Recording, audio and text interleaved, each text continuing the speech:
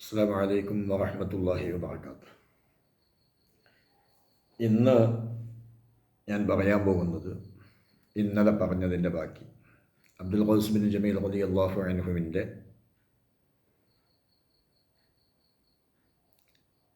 പാണ്ഡിത്യത്തിൻ്റെയും അവിടുത്തെ മഹത്വത്തിൻ്റെയും ഒരു ഉദാഹരണമാണ് വിശദീകരിക്കുന്നത്.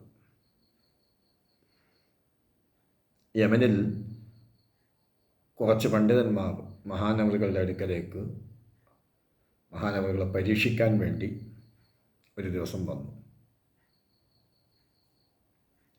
വന്ന് മഹാനവറുകളുടെ മുമ്പിലേക്ക് എത്തിയ ഉടനെ തന്നെ മഹാനവറുകൾ പറഞ്ഞു, എൻ്റെ അടിമകളുടെ അടിമ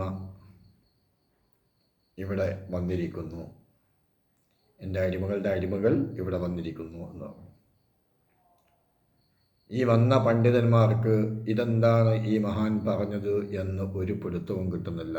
അവർ ആകെ അത്ഭുതപ്പെട്ടിങ്ങനെ നോക്കുകയാണ്, എന്താ പറഞ്ഞതെന്നൊന്നും അറിയുന്നില്ല.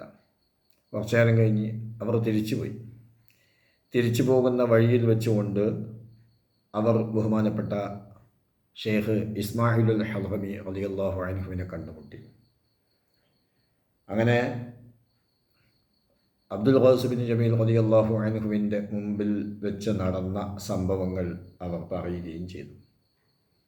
അപ്പോൾ ഇസ്മായിൽ ഹൽറമി റളിയല്ലാഹു അൻഹു പറഞ്ഞു, മഹാനവറുകൾ പറഞ്ഞത് വളരെ ശരിയായ വാക്കാണ്. കാരണം നിങ്ങൾ മഹാനവറുകളുടെ അടിമകൾ തന്നെയാണ്. എന്നിട്ടും ഈ പണ്ഡിതന്മാർക്ക് മനസ്സിലാകാത്തപ്പോൾ ഇസ്മായിൽ ഹൽറമി റളിയല്ലാഹു അൻഹു പറഞ്ഞു, മഹാനവറുകളുടെ അടിമകൾ ശരീരേച്ഛകളാണ്, ആ ശരീരേച്ഛകളെ പിൻപറ്റുന്നവരാണ് നിങ്ങൾ.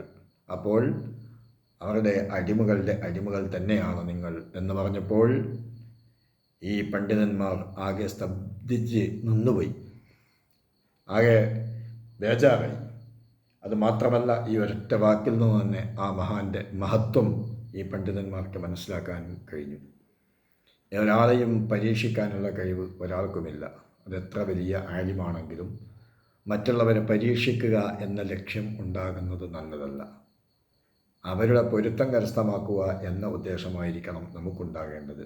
ഏത് മഹാൻ്റെ മുമ്പിലേക്ക് പോകുമ്പോഴും ആ മഹാനെ സംബന്ധിച്ച് തെറ്റിദ്ധാരണ മനസ്സിൽ വെക്കാതെ അവിടുത്തെ പൊരുത്തം കരസ്ഥമാക്കണമെന്ന ഉദ്ദേശത്തോടു കൂടി മാത്രം പോവുക. അള്ളാഹു തആല നമുക്കതിന് തൗഫീഖ് നൽകുമാറാവട്ടെ. മഹാന്മാരെ സ്നേഹിക്കാനുള്ള ഭാഗ്യം അള്ളാഹു നമുക്ക് നൽകുമാറാവട്ടെ. ആമീൻ. അസ്സലാമു അലൈക്കും വറഹ്മത്തുള്ളാഹി വബറകാതുഹു.